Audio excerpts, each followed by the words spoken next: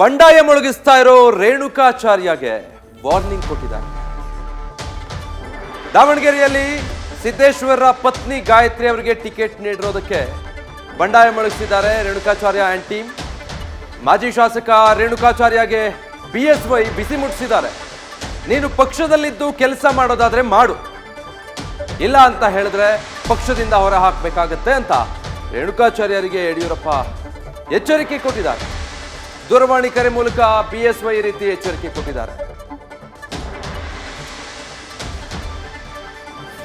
Details ಕೊಡ್ತಾರೆ Madhusudan, live ನಲ್ಲಿ join ಆಗ್ತಾ ಇದ್ದಾರೆ. ಮಧುಸೂದನ್, 3 ದಿನದ ಡೆಡ್ ಲೈನ್ ಕೊಡ್ತೀವಿ, ಅಭ್ಯರ್ಥಿ ಬದಲಾಯಿಸಿ ಅಂದಿದ್ರು ರೇಣುಕಾಚಾರ್ಯ ಅಂಡ್ ಟೀಮ್. ಬಿಎಸ್ವೈ ವಾರ್ನಿಂಗ್ಗೆ ಈಗ ಸುಮ್ಮನಾಗ್ತಾರಾ? ನಿಜಕ್ಕೂ ವಿಜಯ್, ಎಂಪಿ ರೇಣುಕಾಚಾರ್ಯ ಅವರಿಗೆ ಖುದ್ದು BS ಯಡಿಯೂರಪ್ಪನವರೇ ಕರೆ ಮಾಡಿ ನೀನು ಒಂದು ಪಕ್ಷದಲ್ಲಿ ಇದ್ದು ಕೆಲಸ ಮಾಡೋ ಹಾಗಿದ್ರೆ ಮಾಡು, ಇಲ್ಲ ಬೇರೆ ಪಕ್ಷಕ್ಕೆ ಹೋಗೋ ಹಾಗಿದ್ರೆ ಹೋಗು ಅನ್ನೋ ಖಡಕ್ ಎಚ್ಚರಿಕೆಯನ್ನ ಈಗಾಗಲೇ ನೀಡಿದ್ದಾರೆ.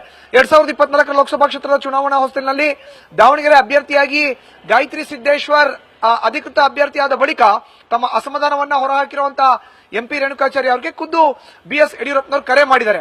ನೋಡಿ, ದಾವಣಗೆರೆಯಲ್ಲಿರುವಂತಹ ಸ್ಥಳೀಯ ನಾಯಕರನ್ನ ಸೇರಿಸಿಕೊಳ್ಳೋದು, ಅವ್ರ ಮುಖಾಂತರ ಸಭೆ ಮಾಡೋದು, ಅಲ್ಲೊಂದಷ್ಟು ಬಂಡಾಯದ ಬಾವುಟವನ್ನು ಹಾರಿಸುವಂತಹ ಪ್ರಕ್ರಿಯೆಗೆ ನೀನು ಮುಂದಾಗಬಾರದು. ಒಂದ್ ವೇಳೆ ಇದಕ್ಕೆ ಮುಂದಾಗದೆ ಆದ್ರೆ ನೀನು ಬೇರೆ ಪಕ್ಷಕ್ಕೆ ಹೋಗೋಕ್ಕೂ ನಮ್ಗೇನು ಅಭ್ಯಂತರ ಇಲ್ಲ, ನೀನು ಹೋಗು ಅನ್ನೋ ಒಂದು ಎಚ್ಚರಿಕೆಯನ್ನ ನೀಡಿದ್ದಾರೆ ಅನ್ನೋ ಒಂದು ಮಾಹಿತಿ ನ್ಯೂಸ್ ಫಸ್ಟ್ಗೆ ಲಭ್ಯ ಆಗಿರುವಂತದ್ದು. ಲಾಸ್ಟ್ ಪಾಯಿಂಟ್ ಒಂದು ಆಡ್ ಮಾಡೋದಾದ್ರೆ, ಯಾವಾಗ ಎಂಪಿ ರೇಣುಕಾಚಾರ್ಯ ಅವರು ಒಂದು ಗುಂಪನ್ನ ಕಟ್ಟಿಕೊಂಡು ತಮ್ಮ ಬಂಡಾಯದ ಬಾವುಟವನ್ನು ಹಾರಿಸಲಿಕ್ಕೆ ಶುರು ಮಾಡಿದ್ರು, ಖುದ್ದು ಹೈಕಮಾಂಡ್ ನಾಯಕರಿಗೂ ಕೂಡ ಈ ವಿಚಾರ ಗೊತ್ತಾಗಿದೆ. ಈ ಹಿನ್ನೆಲೆಯಲ್ಲಿ ಯಡಿಯೂರಪ್ಪನವರಿಗೆ ಸೂಚನೆ ಕೊಟ್ಟಂತ ಬೆನ್ನಲ್ಲೇ ಯಡಿಯೂರಪ್ಪನವರು ಎಂಪಿ ರೇಣುಕಾಚಾರ್ಯರಿಗೆ ಕರೆ ಮಾಡಿದ್ದಾರೆ. Vijay, thank you Madhusudan.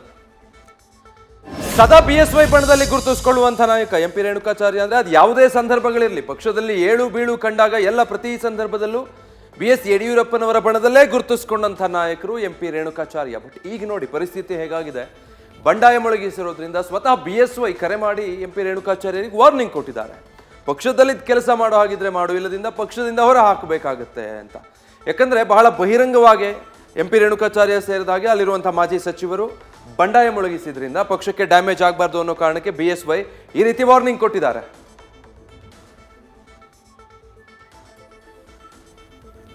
ಹಾಗಿದ್ರೆ BSವೈ ಈ ರೀತಿ ವಾರ್ನಿಂಗ್ ಕೊಡೋದಕ್ಕೆ ಕಾರಣಗಳೇನು ನೋಡ್ತಾ ಹೋಗೋದಾದ್ರೆ, ಎಂಪಿ ರೇಣುಕಾಚಾರ್ಯ ಅವರ ಅಸಮಾಧಾನದ ವಿಚಾರವಾಗಿ ಸರ್ವೆ ಆಧಾರದ ಮೇಲೆನೆ ಟಿಕೆಟ್ ಘೋಷಣೆಯಾಗಿದೆ. ಆದ್ರೂ ಕೂಡ ವಿರೋಧ ವ್ಯಕ್ತಪಡಿಸ್ತಾ ಇರೋದು ಯಾಕೆ?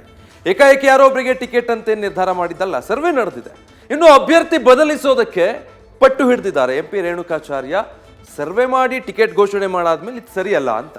ಇನ್ನು ರೇಣುಕಾಚಾರ್ಯ ಅತೃಪ್ತರ ತಂಡ ಕಟ್ಟಿದ್ದಾರೆ ಅನ್ನೋ ಮಾಹಿತಿ ಇದೆ.